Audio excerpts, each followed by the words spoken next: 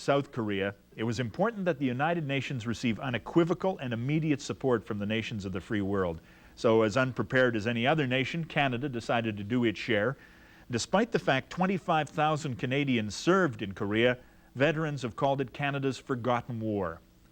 OUC history professor Brent Watson has written a book on the subject, and George Cook gives us his recollections of the year he spent in Korea on this episode of Pioneers and Places. Bravo, fire effect. Record as target. Out.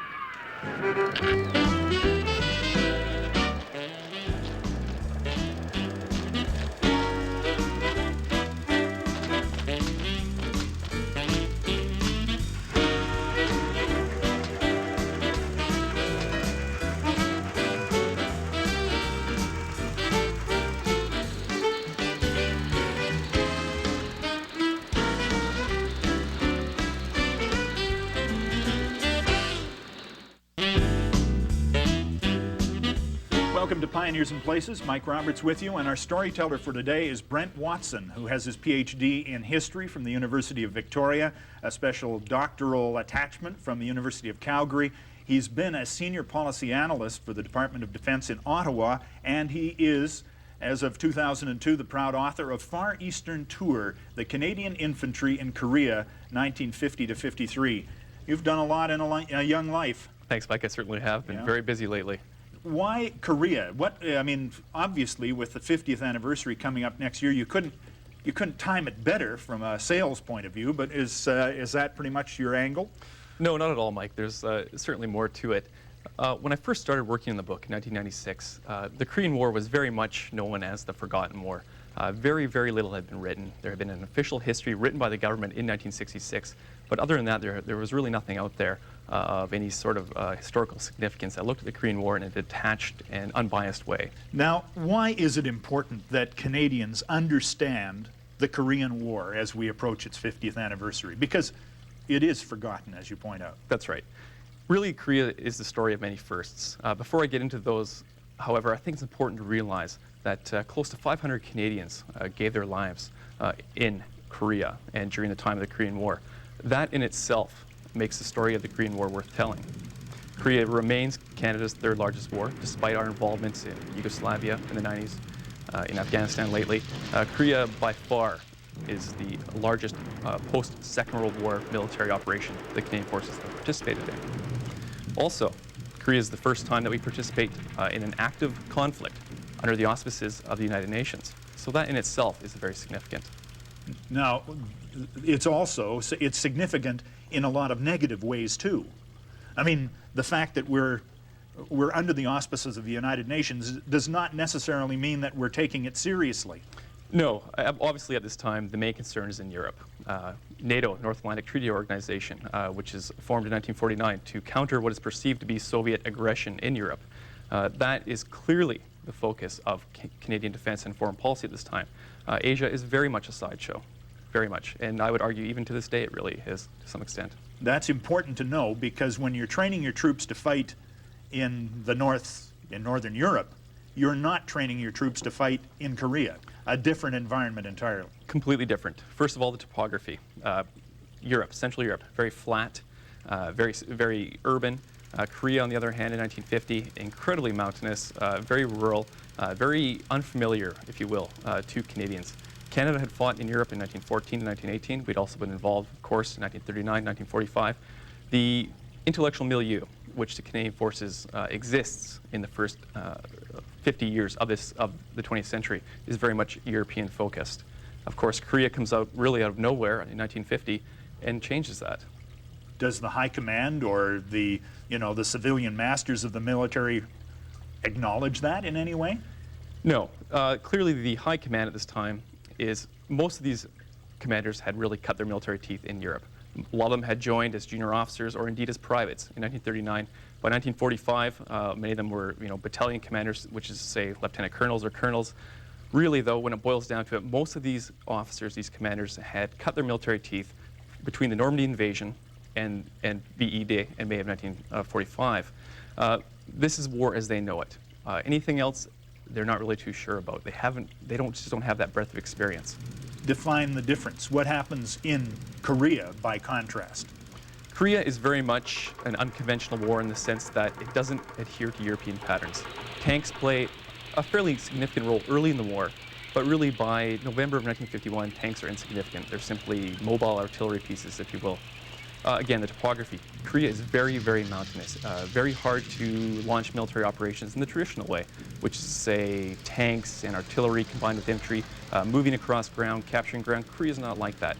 You can't run armor, for example, through flooded rice paddies or up sheer cliffs. It's very much an infantry's war. The Chinese, again, not like the German army that the Canadians are used to. Excellent use of terrain. They travel very light. They have no logistical trail. Typical Chinese soldier carries his personal weapon, maybe a bag of rice and an extra jacket. That's about it. They move only at night to avoid UN air power, hide up in the daytime. These people are very mobile and very good at light infantry patrolling type tactics. And they sense that this is their homeland that they're fighting on, which gives them an additional kick. Certainly. The West is viewed as an interloper in the region at this time, and certainly there is an incentive to keep the West out. Okay, let's take a break here, come back in a second and talk about the environment that the Canadian forces enter when they go to Korea in 1950, late in 1950. We'll do that right after this break.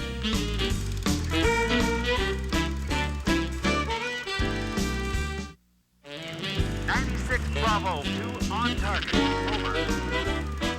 Welcome back to Pioneers in Places. Mike Roberts talking with Brent Watson, author of Far Eastern Tour, the Canadian Infantry in Korea, 1950 to 53. If the Korean War breaks out late June of 50, how long before Canadians show up on the ground? First Canadians arrive in December of 1950, Mike, but really the main force, the 25th Canadian Infantry Brigade as it's called, doesn't arrive until the late spring of 1951.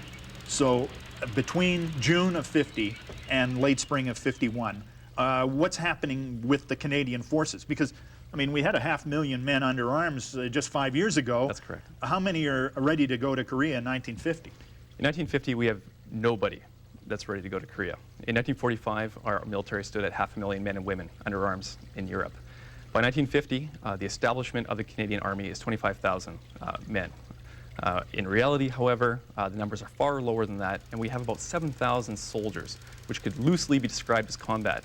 But unfortunately, they're tasked with other defense issues. In effect, they're the home guard of Canada, and they simply are not available to go anywhere overseas at this time. And between 1945 and 1950, has the military been in a building program or a collapsing program? Well, until 1947, it was very much in a rapid collapsing program. The defense budget hit a high, for example, in 1943 of 4.2 billion Canadian dollars. By 1947, it's only $192 million. With the signing of the NATO Pact in 1949, more money is added back in. But by 1950, the defense budget is still only about $700 million, just a shadow of its former self, really. If we've only got 7,000 men under arms and we are just a home guard, how do we put together a force that can go to Korea? Well, there's nobody available in the regular forces. So what the government decides to do at this time is recruit from the streets. And on August 7th, 1950, it announces that the government is recruiting a special force for service in Korea. And it essentially opens up the recruiting stations across the country to volunteers, preferably volunteers with Second World War experience. And in fact, many do actually join. But it's very much come-as-you-are war. How are they equipped? They're equipped basically as they were in the Second World War. The basic infantry weapon at that time was the old Lee Enfield No. 4 Mark I Star. And it was a good, solid weapon. It was bolt action. You could get it full of mud and it still worked. And it was reasonably accurate to 500 yards. So, and a trained soldier could fire it fairly rapidly. You could get off 15 shots a minute without too much difficulty. I don't think it was an inadequate weapon, and although there were some complaints that we should have had an automatic weapon, but we got by with what we had. Their uniform is inadequate to the environment that Korea is. Yes, it seems hard to believe that as an Arctic nation, Canada would lag behind the Americans and indeed the British in terms of winter clothing. Of course, Korea is very cold in the winter, and when they arrived in Korea in December 1950 to be greeted by snow and ice and biting winds, they were shocked. How were Canadians thrown into their first action? The first action, Mike, really begins in February of 1951. And the Canadians arrive in Korea in December. The Americans try to commit them to battle almost right away, but they're not trained. Colonel Stone had been given, I understand, very specific instructions, and the Canadian government did not want us being thrown into something that we couldn't handle.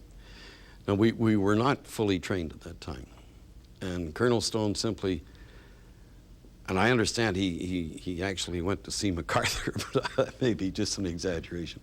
But I do know that he told the American authorities that he was not prepared to commit his battalion, and he referred them to the Canadian government. And Brigadier Fleury, who was the Canadian government military liaison officer in Tokyo, backed him up. Stone, fortunately, is given time to train by the Americans and takes 8 weeks at a place called Miryang in Central Korea, where he trains his men on the actual terrain they're going to fight over, using lessons from the British and the Americans, and he integrates these lessons right into their training. So when they actually go into battle in February of 1951, they're fairly well prepared. That's not to say they don't have problems, but certainly much more prepared than subsequent Canadian units to come to Korea. That's unusual. Usually you'd think the first would be the least prepared and everybody else would learn from their mistakes. See, the problem, Mike, though, is that the subsequent battalions are very much oriented towards Europe. Their training is exactly as it was in the Second World War. They're training at places like Wainwright, Alberta, which is on the prairies. It is utterly flat. They're training in combined arms operations using tanks and artillery, very much a Second World War style. They go to Korea, they have to throw all those lessons, all their training out the door.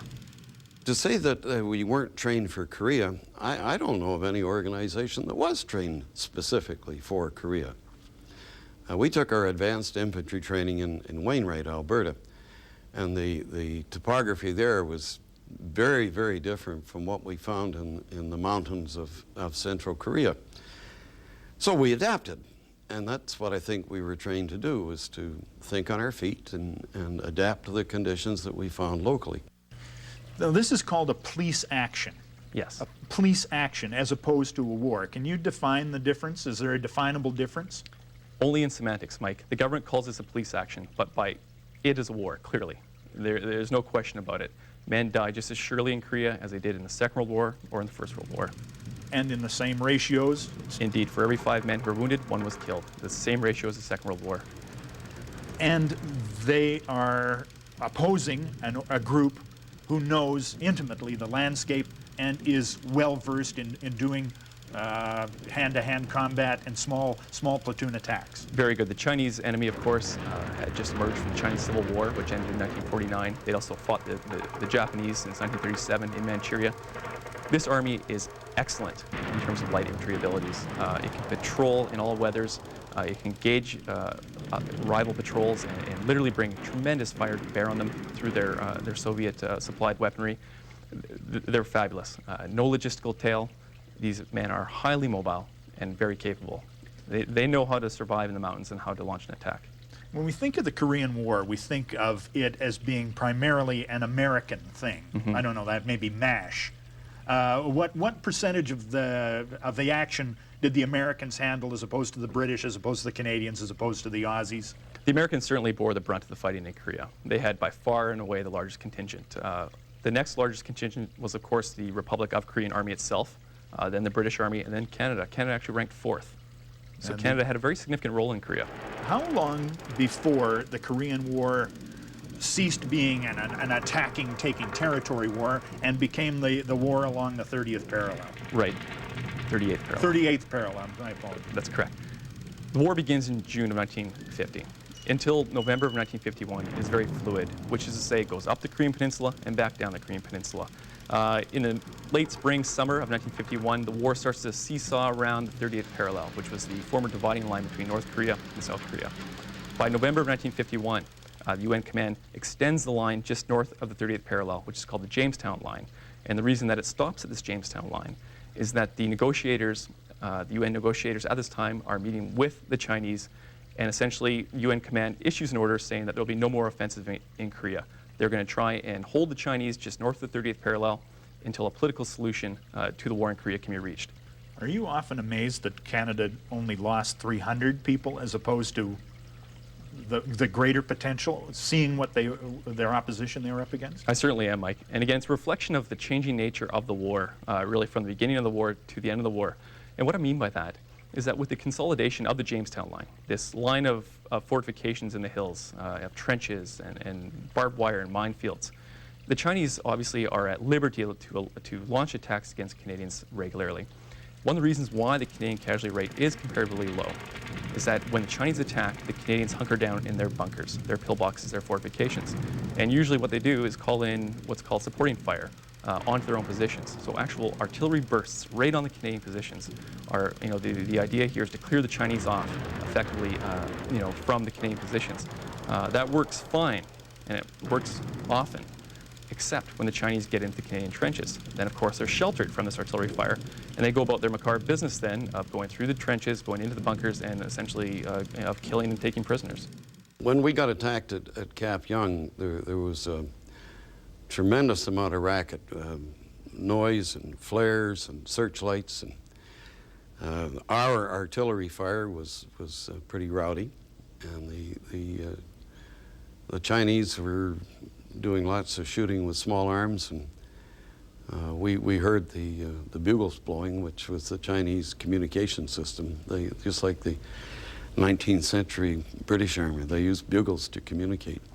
Take a break here, be back in a second, because the amount of fire that is rained down on Canadian positions is unbelievable. We'll talk about that when we come back from this break. Don't go away.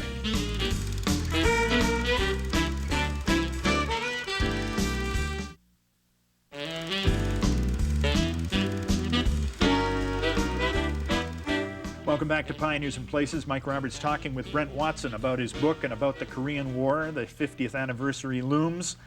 Why are all these battles called Hill something something? Tell me about the nature of battle in Korea. That's a good question, Mike. The reason they're called Hill something, or rather, is that what would happen on the topographical maps? The Canadians would occupy a position or attack a position or defend a position, and that position on the topographical map would have a designation, a numerical designation, and that's how high it is. So in the case of Hill 355, it's 355 meters high. So a good high vantage point. That's right. So just a very simple way of identifying a feature that it's on everybody's map. No confusion there. Okay, and it's slightly more important than Hill 279 or 255 or something else. Exactly. This is the place. I'm the king of the castle is the game that children play, and you want to be at the top, but you don't actually want to be at the top of this hill if you're defending it. No, you want to hold the hill, but you don't want to be on top because the Chinese will shoot you off of it. You either want to be just behind the hill on what's called the reverse slope, so that an attacking enemy will have to silhouette himself on the skyline. Makes it a little easier to deal with that threat.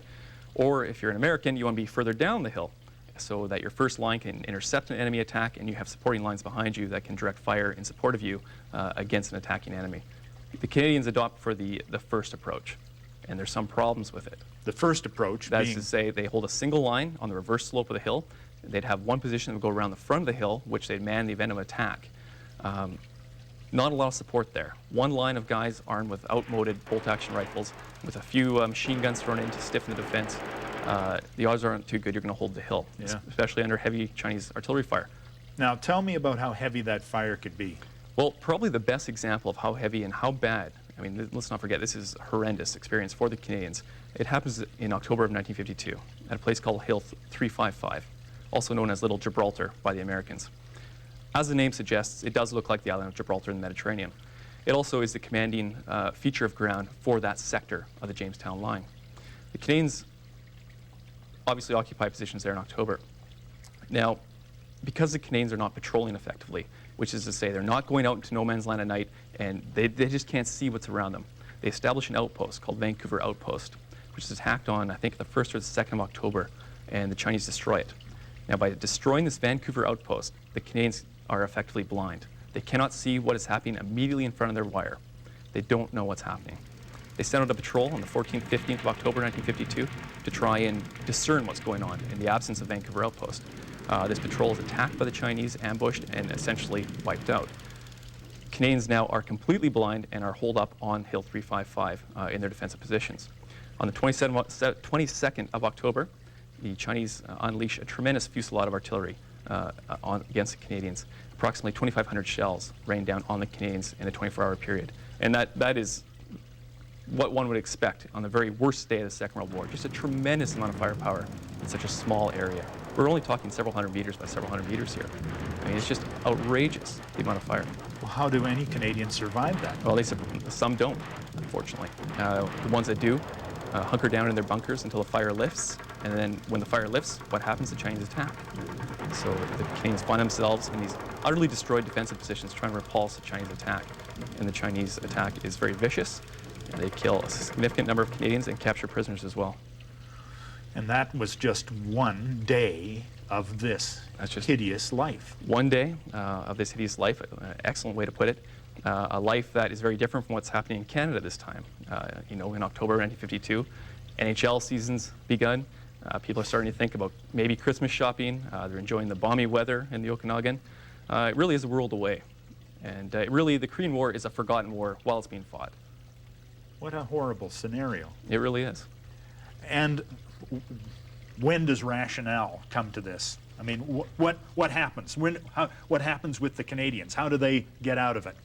Well, they don't get out of it until the war, a ceasefire is struck, and that happens in July of 1953. Basically, what happens is that both sides agree to a ceasefire, both sides pull back from the Jamestown line, and that becomes the demilitarized zone in Central Korea, which still exists to this day, guarded by the South Korean Army and the Americans. You walk near there? Just in behind. Yeah. You can't get too close because it's obviously demilitarized, and also the threat of mines is so severe. Yeah. When you talked to the Convention of Korean War Vets in Calgary in 1996, what did these fellas say to you? I think one of the main themes that came out of that meeting, Mike, and we talked late into the night, oftentimes, you know, just really emotional discussions. I think that most Canadian veterans would just like to have their sacrifice recognized, both by the government and by the public. One of the most annoying features of this aspect of our history to them is that Canadians refuse to see this as a war. Now, I know there was a lot of reluctance to call it a war, and the politicians didn't want to refer to it as a war, and I never quite understood why they didn't want to refer to it as a war. But they didn't like to do that, so it was sort of relegated to a conflict, a police action, or something like that. But for those of us who were there, it was certainly more than that. It was a war. Men died and men sacrificed as much as in any other conflict. And then nobody remembers. And nobody remembers. It's only recently that a medal's been awarded to these men. Brent Watson, thank you very much for coming in. Thank you for the book, and I look forward to talking to you on other subjects. You mentioned a couple of people in this context where you're going to be doing more study on stone, for example. That's correct. Good work. Thank you very much. Thanks, Mike. Thanks for having me. Brent Watson's book is called Far Eastern Tour, and it is the story of the Canadian infantry in Korea 1950 to 53. See you again next time on Pioneers and Places.